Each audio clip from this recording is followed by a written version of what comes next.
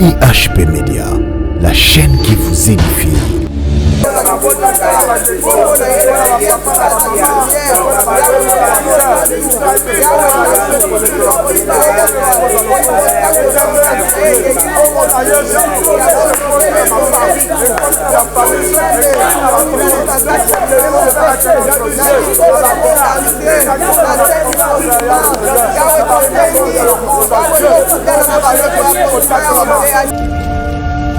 IHP Média, la chaîne qui vous édifie. Vous allez héritage en Zambé, baye bape ko zala considéré bien-aimé na mokili oyo, baye bape ko sepela bien-aimé na onyo son Zambé abongisa pour na bana na ye. Et ça très important. Et ça très bien-aimé, c'est important ko yebake na loba yo zali nzete na mokili oyo, bien-aimé okoti kala bien-aimé ko mona ko zwa bolamu te. Et ça na bato yo bien-aimé kati na mokili okoyeba jamais misisa ekoyeba na pousser jamais yo okoyeba na kobota misisa soko za na kati na mokili soko za na vie ya mokili soko abandona nzambe na mokili okozwa misisa te. IHP Média, la chaîne qui vous édifie.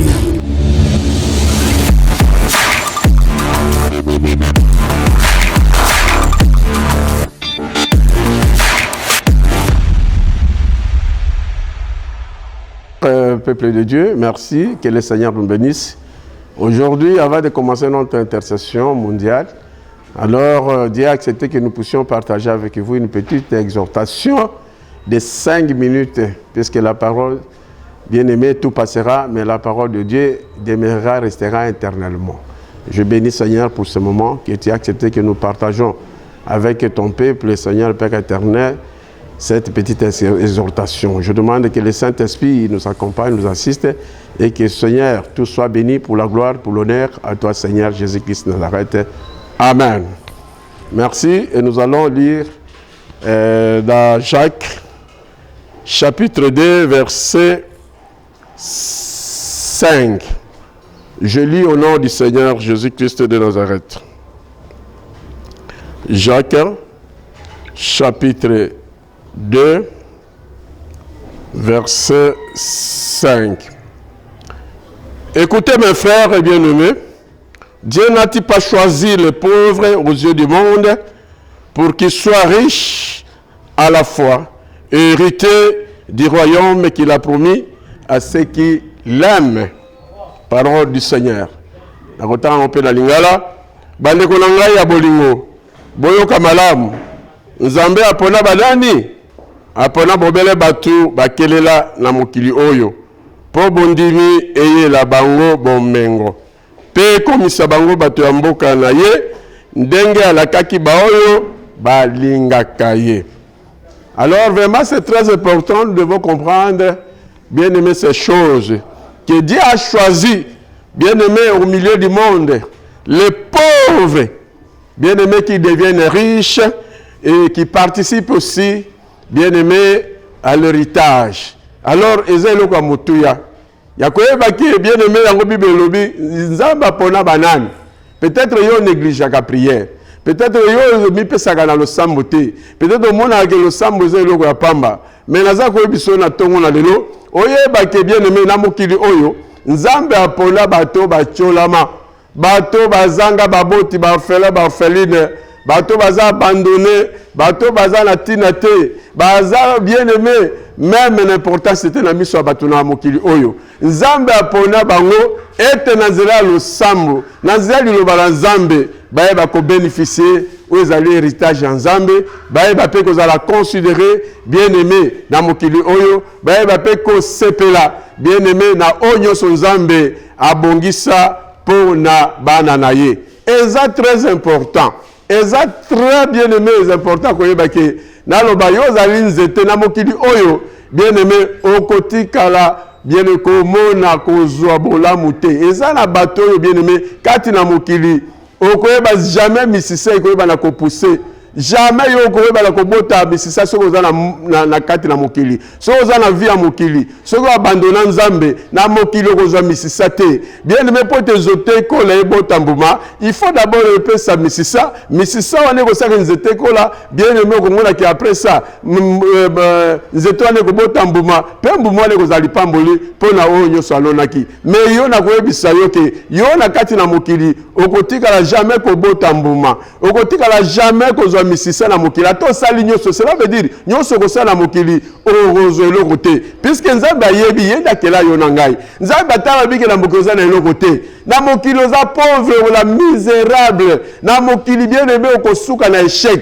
na mokili soko landika mokili ko suka maboko pamba na kolela na soni ozala abandonner okozala rejeté na mokili oza na eloko moko na mokilité promesse moko malamu na mokili ezate ebongi yo bien aimé na prière na prière ndo ko na kozwa misisa na prière ndo ko sala ke bien aimé obota misisa nzete ezali yo o ekola ebota mbuma pe osepela na mokili yo pe ozwa bomengo comme la Bible elobi ke pe ozwa bomengo na mokili yo o hérité o ezali bien aimé bénédiction na Nzambe kati na mokili yo ozomona c'est veut dire il faut yo na ngai bien aimé to simama na kati na liloba na Nzambe to kangama na prière na zela prière nde okozwa misisa mais soko ba prière yo landi mokili kuna na mokili okobota misisa te nzeto ya yo kokauka et puis okoma koni pe kosila ba bien aimé ezali ba nyama ekokota yo ekopolisa nzeto ya kokweya okozala mutu moko sans valeur okosuka na échec okosala ba réussite okosala ba AVC okozala ba souci okobela ba maladie ndenge na ndenge à cause ya ba possibilité puisque na mokili ozala na côté c'est pourquoi Nzamba azobisa yo na ngai ke bien aimé Nzamba apona banani aponi yo aponi ngai aponi biso po ete nazela losambo toyeba na kobota mbuma nazela losambo misisa ebota esimba mabele nzete ekokola bien aimé ekobota mbuma pe bato bakokamwa abi moto azaki eloko apamba azaki na tina te akoma bwendere nini mbuma euti wapi mbuma ne ekobotaka na nzela losambo mbuma ne ekobotaka na nzela prière misisa ne ekobotaka na nzela prière c'est pourquoi la Bible dit que Dieu a choisi les pauvres. Il y a déjà bien aimé. Ce qu'on a dit à mokili za pauvre, okozelo côté, okosuka la mawa. Yeba mumamu ke zela na yo bien aimé. Yako sepele yako bonga, yako hérité, yako zwa bénédiction, yako tonga pendako, o sepela, o bota, o tonga, o sala pe ba voyage, eza na nzela ya losambo. Yoko bonga na nzela ya losambo. Yoko sepela na nzela ya losambo. Pe na nzela ya losambo ne ko botso misisa. Misisa ne zani na nzela ya prière. So kanga na prière, bien aimé, lobi bato bakokamwa, misisa ko bota, nzete ko simbama, nzete ko kola, nzete ko bota bien aimé, mbuma e mokili mobimba e ko tika la munoko polele bakoka mobi o azaki na tina te azaki sa valeur azaki rejeté mais ndenge ni lelo akomi na valeur à cause de prière yango naza ko exhorter maman papa elenge oyo zola na ngai na moment oyo nzamba sepe ko la dangai pour comprendre makambo oyo peut être aussi maman na nzia lo sambo peut être vie no changer peut être makambo no changer avenir no bien aimé et sa coloration à sika il a devenir na yo et sa identité à sika bien aimé makambo a surprise agréable nzamba bongisela yo abongisela biso eza na nzela ya losa ya losambo yango Bible lobi ke zwa yango simba yango tanga yango na Jacques chapitre 2 verset 5 que Dieu apona banani bato bakelela bato baza bobola na mokili oyo abenga bango po ete bien na nzela losambo bien aimé baeba la ko bénéficier aux ali bénédiction que ce soit la bénédiction présente et la bénédiction à venir. Que ce soit, bien aimé, la bénédiction matérielle et la bénédiction spirituelle. Nakati na losambo, okobota mbuma, enzete kokola, pelobi, okoboka bitape, bien aimé, mbuma, ekobota, et batuma kobete lo maboko. Yango bien aimé, nzamba lingaki yo nangai, tokuta na nzala losambo, pour mi pesa, okangama, pote makamono kende liboso. Amen. Éternel, merci pour la exhortation na ebite kwe na mabele kitoko pe na ebite sili ko bota mbuma pe ko mole ko zalo kobu na ko mole suma se Nazareth. Amen. Mama yawe kolo esa mama yawe kolo esa mama na butiele la mama yawe kolo esa mama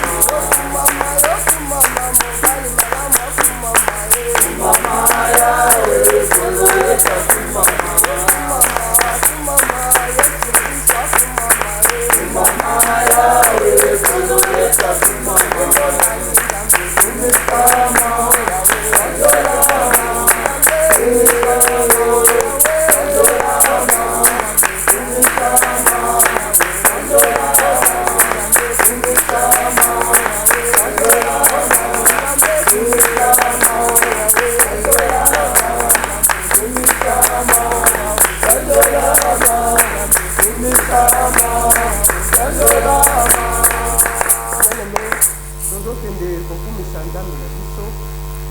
na Psaume 63 azokende koluka Nzambe na molema na ye moto.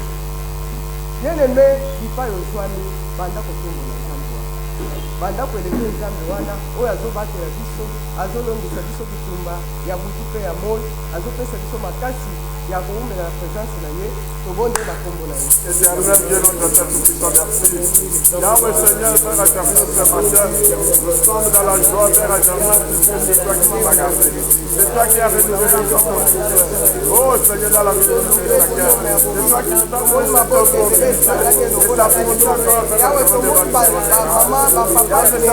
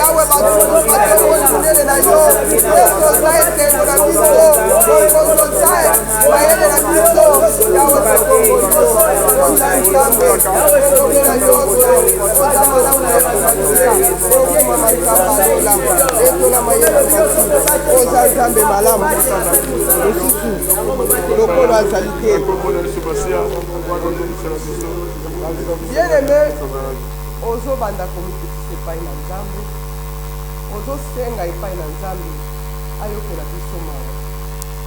Biso bato na bikolo nyonso na mileko nyonso bien-aimé na 5 continents. Ntango ozobondela losambo na biso, losambo oyo ya intercession mondiale, yebaka ke ozosambela mpo na 5 continents. Tozolela mawa na Nzambe likolo ya bikolo nyonso, likolo ya 5 continents, Nzambe ayokela biso mawa. Lelo soki mabe ekomi na mboka eza mpona mabe na biso bato. Yango tozoyebisa Nzambe ayokela biso mawa, akitisa mawa na ye likolo na mokili mobimba, tozobondela kombo na Yesu. Yahweh, toye komikisa liboso na yo, ekosenga Père éternel mawa, Seigneur,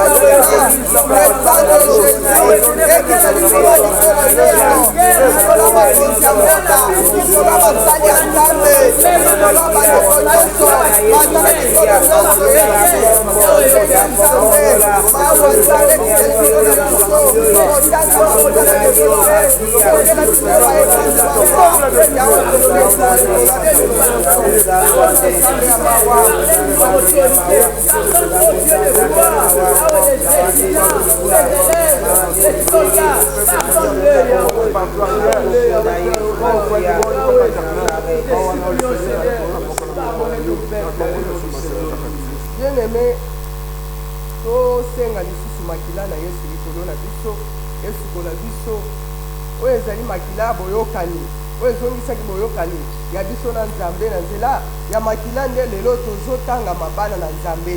Yango ozokende kosenga le sang précieux makila na Yesu esikola biso elongola basuiri nyonso elongola botutu nyonso likolo ya bana na Nzambe ya mabota na Nzambe tobonde na kombo na Yesu. Éternel Dieu, notre Père Tout-Puissant, Yahweh, soyez mon Seigneur, Père éternel, notre Dieu.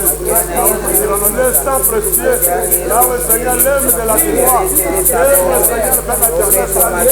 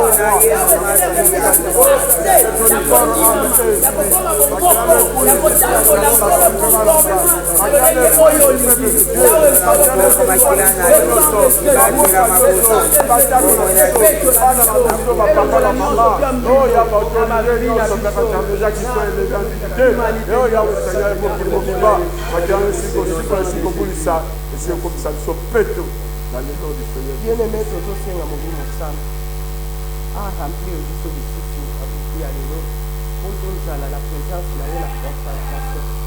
Bien-aimé, na mokanda ya 1 Chronique chapitre nango 28. Bien-aimé, Salomon azoyoka conseil euti pa papa na ye David. David azoyebisa Salomon alobi mwana na ngai servir Nzambe na motema na odispose na makanisi na molema na yo o Nzambe asondaka motema ya moto.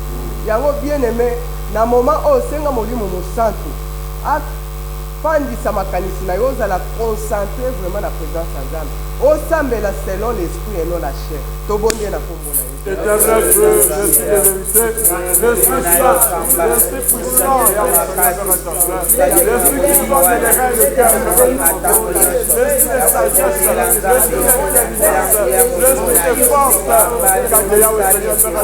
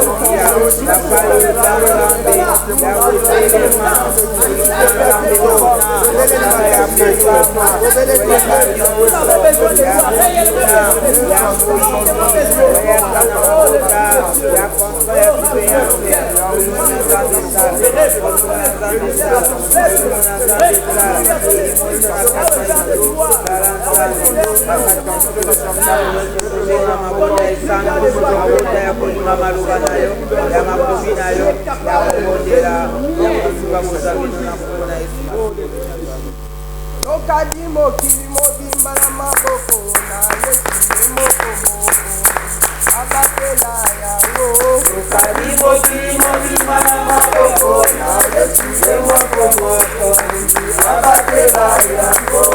Akidi kolo nyoko na maboko na Yesu moko abatela yango. Okadimo kilimo bimbala maboko na Yesu moko abatela yango.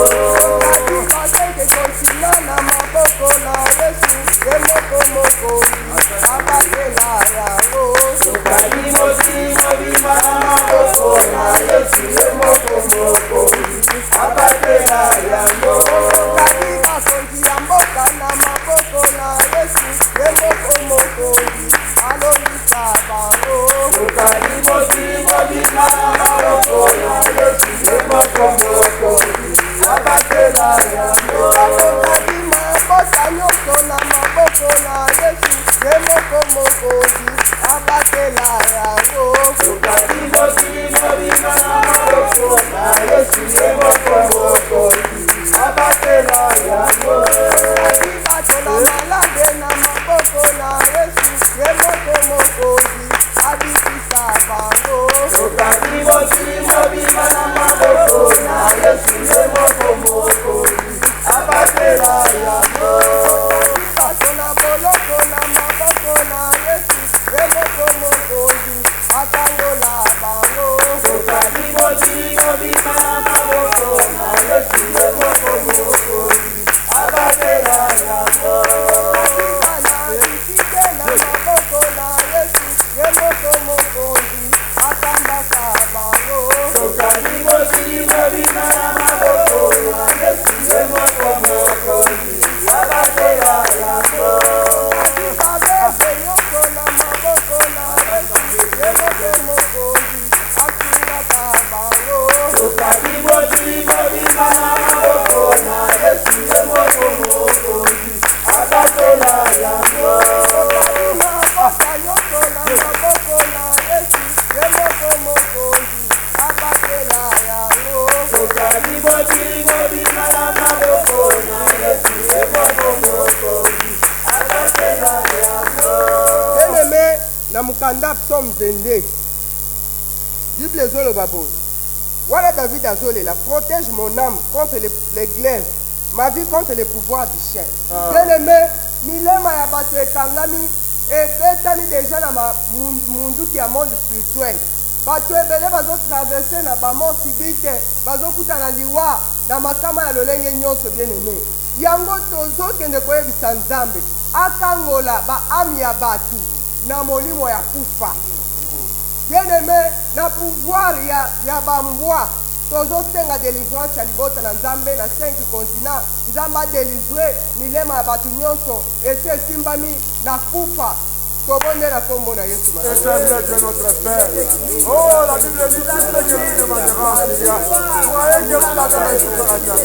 La votre Seigneur par la grâce. La manière dont nous sommes là. Il a la bouche de lui. La bouche de ma paix. Il ne va pas. Il va la maladie. Il va la liba. Il va la bafokage. La sécheresse. Oh, nous parlons de notre chômage. Ah, ma Dieu.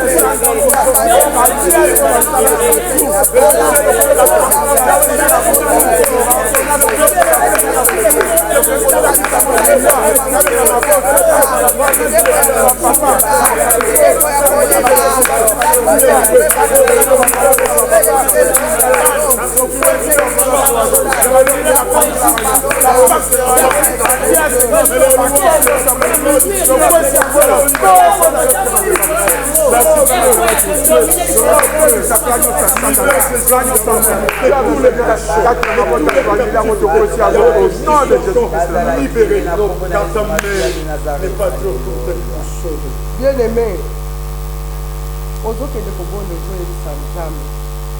Nzambe asembola loboko na ye likolo ya mabota nyonso. Bato bandimela Yesu lokola mokonzi mpe mobikisi mpo bato babika. Parce que lobiko eza na kati na kombo na Yesu Masia Nazareth. Tozobona kombo na Yesu.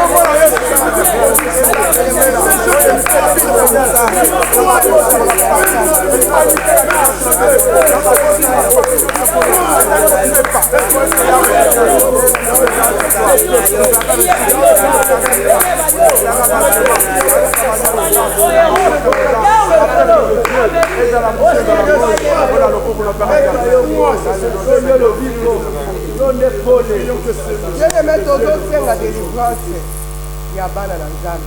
Bible ezokonfirme biso elobi fuye l'électricité. Tozosenga délivrance ya molimo électricité na kati na mokili mobimba. Bien-aimé, impidika komona bokonzi ya likolo te. Yango tozosenga délivrance ya bana na Nzambe. Bayo Satana sakanga na milimo électricité. Bazokufa butu boy na maladi ya sida mais bazo comprendre te. Yango tozosengela bango délivrance. Tobonde na komona.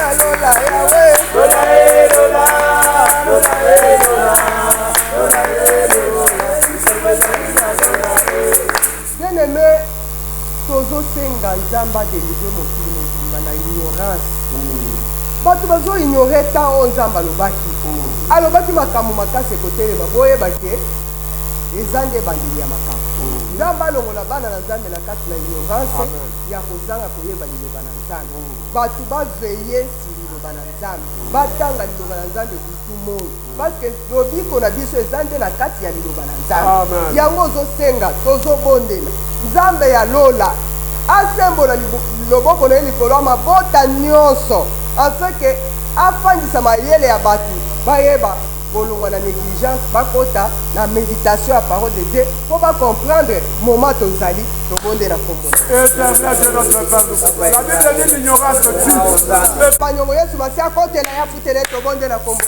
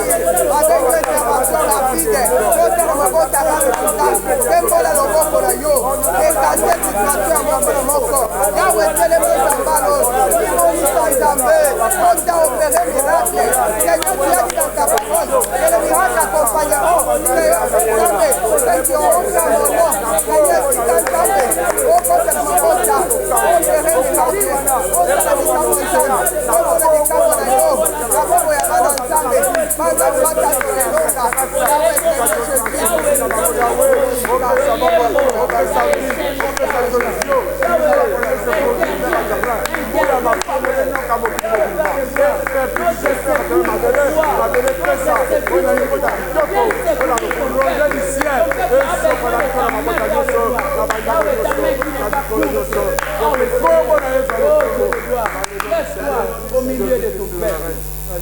Bien-aimé, tozobonde ata balobi ngai na kolonga te ata balobi ngai na kolonga te ata balobi ngai na kolonga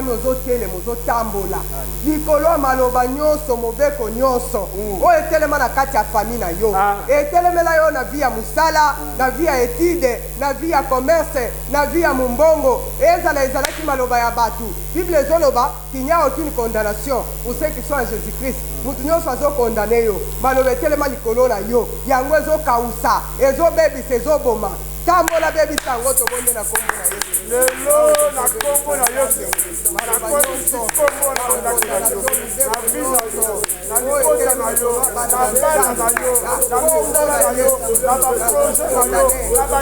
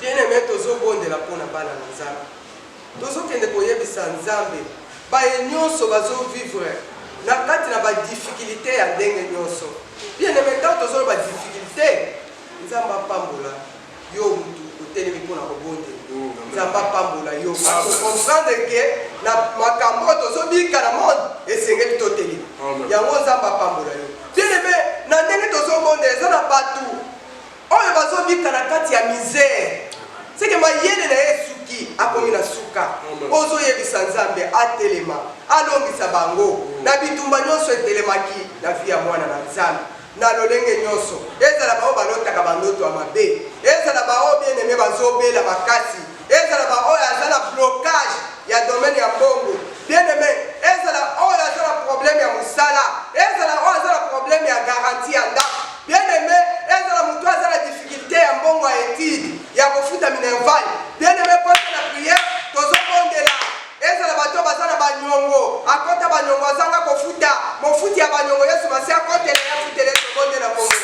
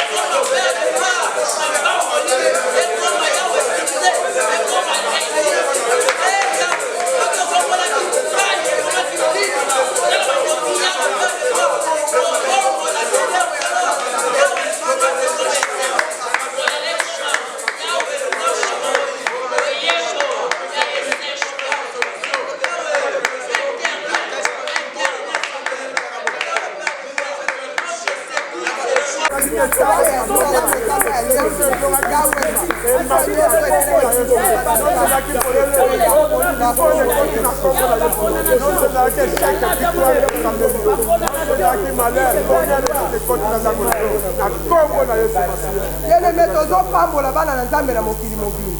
Tozokende kopambola bana na Nzambe.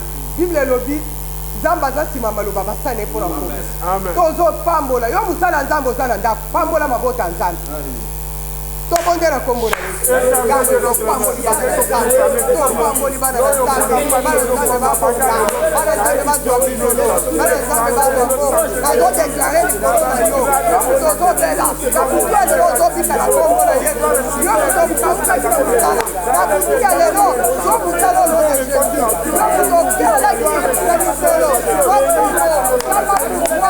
Nakima yo na kombo na Yesu. Yawe. Nakutia lelo. Yo Obota yozotanga kobota, ozobota, akombo na Yesu, yobu, ozanga kiliba, ikale zwani na kombo na Yesu, yobu, ozanga kitabu, kama zopani na yoba kimia, wanda kolote Yesu.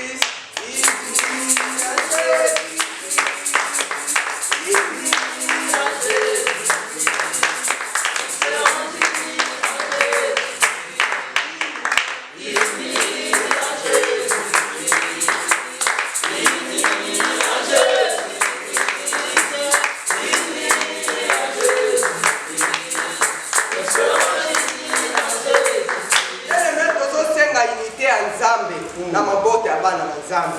Ozoyebisa Nzambe libote panzana te kupanzana ezarme ya Satana. Bien-aimé, sengeli bozala ini na nzela losambo. Na nzela liloba na Nzambe nde bokomona kelonga ekotalisama. Yango tozosenga mabota nyonso boza na ndako bosimana na maboko bosenga unité ya Nzambe ekota na kati na mabota na bino. Po unité eza Jésus. Jésus ayaki mpona kopesa kimia na mabota. Yango tozosenga unité ekota na kati na mabota. Tango tozoloba unité eza bolingo. Bolingo epanda na mitema ya batu balingana na kati na nkolo Yesu toboni na kombo na Yesu.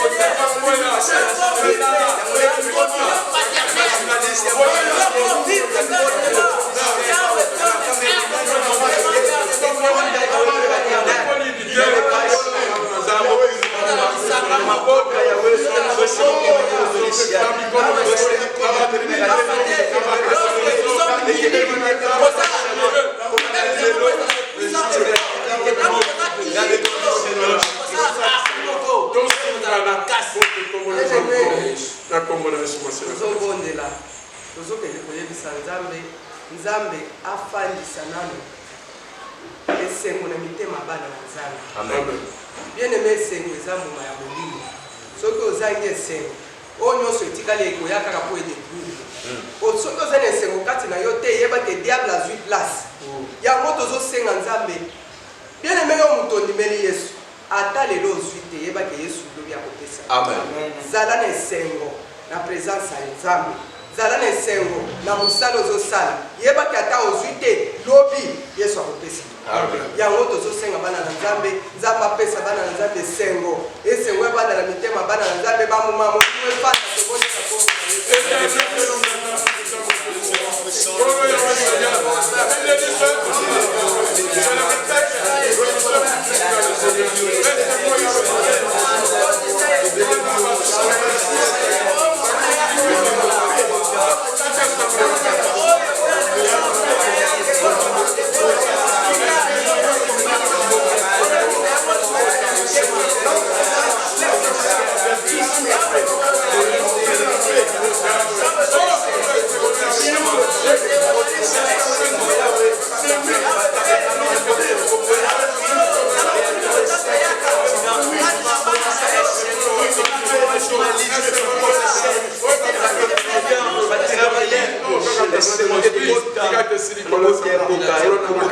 entier na Kongo Yesu.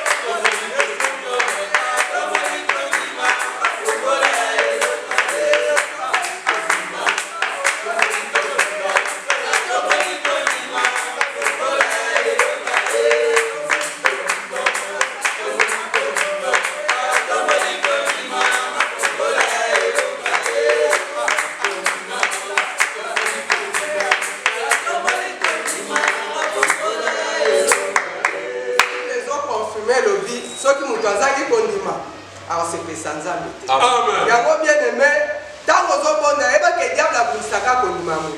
Au moment où camion te déclaré le colon aussi aux yeux. Amen. Problème est des condiments. Yango na butu ya lelo tozo soutenir bana nzambe. Condiments bana nzambe ezala ya kofandisa. Bien aimé, ata na pasi ata na esengo ndimaka ke oza sauve yango tozobonga komona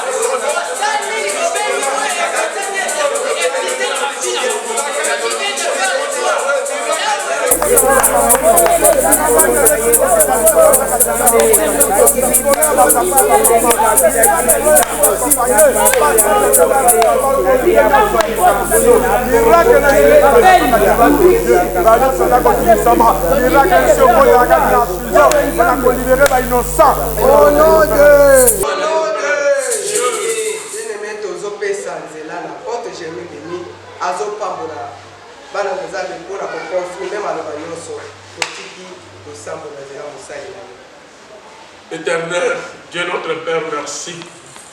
Parce que la Bible dit, tout ce que vous demanderez en prière, croyez que vous l'avez reçu et nous le verrons sans conclure.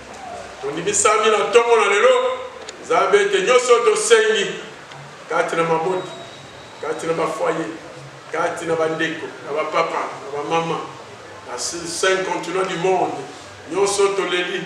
C'est comme David, je lève mes yeux vers les montagnes, d'où me viendra le secours. Secours na nzambe, c'est le copé samela, quand il a balon nzambe, quand il a ma botte, quand il a ma papa, quand il a ma de bazaraki à kolela, à mon soir avec somino, à mon soir avec Tongisama maladie, la mika katano nege na ndege, na dimisa mete le voilà to sengi, na zana no sambo, et le kola yona ngai to simbi kondima, na ebete nzambe, bon mon ami c'est ko pa mon ami. Na ebete na zana no sambo oyo, Père éternel, oyo zaki bololo, na kati na vida yo, na zana no sambo na dimisa mete combien lengi. Amen. Na dimisa mete na kati na no sambo molili, oyo zipaki yo. Yahweh c'est na ebete na zana no sambo yo. Pour le Seigneur qu'on peut s'appeler yo. Na dimisa mete na zana no sambo yo Père éternel. Ici ka boka ko zaki ko vivre la sécheresse. Père éternel notre Dieu, na zana no sambo yo. Nzamba si ko transformer sécheresse ici au koma diziba ya bomo. Tika ite nzambe apambola susu. Père éternel yo, apambola Père éternel, persévérance na yo, fidélité na yo, kondimo yo simbi, oyo Père éternel lati ya mona bomo na yo, na ebete nzambe asili ko pambola. Donc depuis ça maintenant dans le sample oyo, na bota nyo se biki, la biki, la prisonnière va comme libérer, donc on a pu se transformer, nzambe a pas de autorité, a pas de négociation sur des gens qui sont élevés en dignité, nzambe a psy pour pas peuple et ma bota nyo so, pe bassin dans nzambe, peuple de Dieu, et nos connaissances. De bonne sanité, chaîne cité, oh Isani, chaîne Nabiso, Congo Star, nzambe a pas de personnel, c'est la journaliste nyoso, Yahweh asili ko sala bango ya minene pe na dimisa mete na zalo sambu moko na moko asili ko zalobi. Grâce, bonheur, bénédiction, réussite, victoire, succès, élévation, autorité. Et c'est pour la zoto na kombola sur ma sœur Nazareth. Amen. Amen. Jala le sambu oyo et bien aimé prière na biso to la ndaka mona bilili na Congo Star mardi de 22h à 23h et mercredi de 22h à 23h et puis vendredi de 22h à 23h. Toza na katina église Cité Fidèle où ils ont mis la Kembe avenue Kembe 27 bis commune à Yolo plutôt na quartier à Yolo Sud na commune à Kalam. Bien aimé Nzambe a pambola lisusu biso tokutani malasima nyozala bien aimé fidèle zala branché tango nyoso mercredi mardi pena vendredi à 22h à 23h pona oitali lobiko na yo oitali délivrance na yo oitali solution ya ndako na yo tika Nzambe apambola bino na kombola Yesu Masia Nazareth. Amen. IHP Media, la chaîne qui vous édifie.